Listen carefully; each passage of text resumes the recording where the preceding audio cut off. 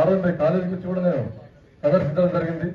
అందులో భాగంగా బస్సు ఏదైతే ప్రామిస్ చేశామో ఆ ప్రామిస్ మేరకు, కాకపోతే మీకు కొంచెం లేట్ అయింది. యాక్చువల్ నవంబర్ ఎండింగ్కే రావాలని మా తపన ఉండేది. కానీ కొన్ని టెక్నికల్ ప్రాబ్లమ్స్ వల్ల ఈ రోజు వచ్చి మీ బస్సు ఇక్కడ ఈ సంవత్సరం ఫిబ్రవరి ఎండింగ్ కల్లా వచ్చింది బస్సు. చాలా సంతోషం ఉంది.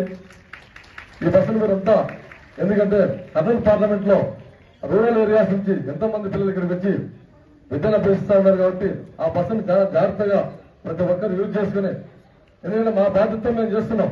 మీరు కూడా అట్ ది సేమ్ టైం ఇంటికాడ తల్లిదండ్రులు పడేటువంటి కష్టాలు మీకు అందరూ తెలిసిన విషయమే.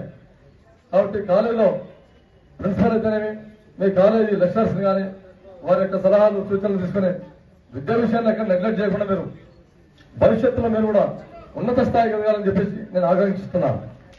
ఎందుకంటే మీకు కావాల్సినటువంటి ఏర్పాటు చేయడం మా బాధ్యత. మీరు అట్ ది సేమ్ టైం బ్రహ్మాండంగా చదువుకుని తల్లిదండ్రులకు పేరు తీసుకొస్తూ అలాగే కాలేజీ కూడా మంచి పేరు తీసుకురావాలని చెప్పేసి ఆశిస్తున్నాను.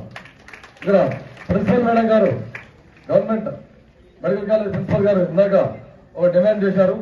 మేడం కాలేజ్ ఫండ్స్ ఇందాక చంద్రశేఖర్ సార్ చెప్తా ఉన్నారు, డిఎంఈ గారిని బట్టి 9 కోట్లు ఉందంటే అవకాశం ఉంటే ప్రయత్నం చేయండి.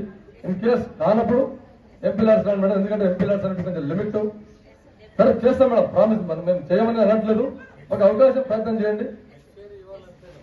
Okay sir, right right. మా చంద్రశేఖర్ సార్ గట్టిగా చెప్తారు కాబట్టి నెక్స్ట్ బడ్జెట్ ఇస్తాం మేడం. అది కూడా మీ కాలేజీలోనే అందరు సభాముఖంగా చెప్తారు. నెక్స్ట్ బడ్జెట్ లో ఇప్పుడు మార్చ్ సెషన్ అయిపోతుంది కాబట్టి ఆ తర్వాత మేము ఖచ్చితంగా చేస్తాం మేడం.